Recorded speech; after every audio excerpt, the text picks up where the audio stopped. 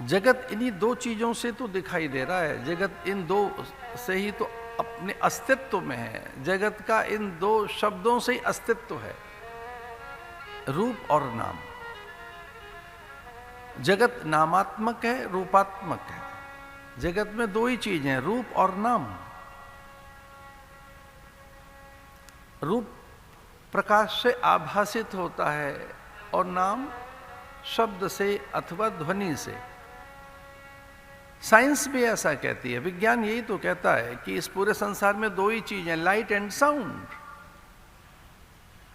और कोई तीसरी चीज नहीं है। Light and sound and matter.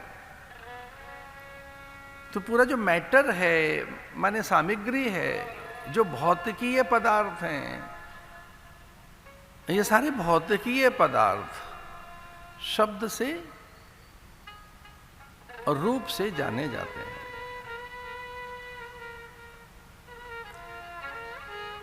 जगत बदलता रहता है, उसके रूप से उसके नाम भी बदलते रहते हैं।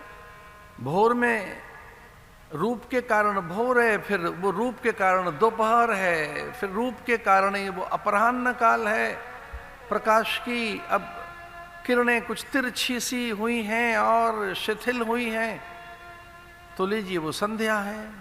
अब चूंकि प्रकाश नहीं दिख रहा है तो अब कहते हैं ये रात है। फिर से प्रकाश का आगमन है तो प्रत्युषा है, उषा काल है, प्रभात काल है, फिर से प्रभात है। प्रकाश की भिन्न भिन्न अवस्थाएं,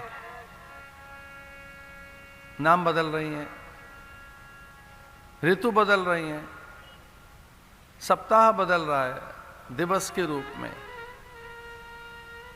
काल बट रहा है क्षणिकाओं के रूप में, मुहूर्त पल विपल निमिष के रूप में, पक्ष और मास के रूप में, संवत और युगों के रूप में। कोई एक काल के कितने नाम हैं, वो युगों में बट गया है। एक काल में कोई अलग प्रकृति है उस समय की तो सतयुग है। अब चूंकि सत्य शिथिल हो गया है और केवल यज्ञ आधारित है जीवन, तो त्रेता है। अब सत्य और यज्ञ तो रहा नहीं, केवल दान रह गया है तो द्वापर है, और सत्य यज्ञ और दान भी नहीं रहा है तो कलयुग है।